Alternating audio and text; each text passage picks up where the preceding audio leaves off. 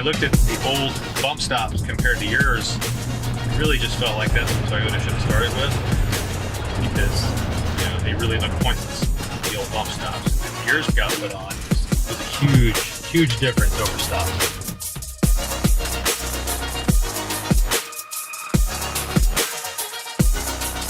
Noticeable, it's a lot stiffer, especially in the rear end. You can feel the bumps a little bit more. It seems like that it doesn't rock back and forth anymore as much because it's quite a bit stiffer in the rear end. So yeah, fantastic.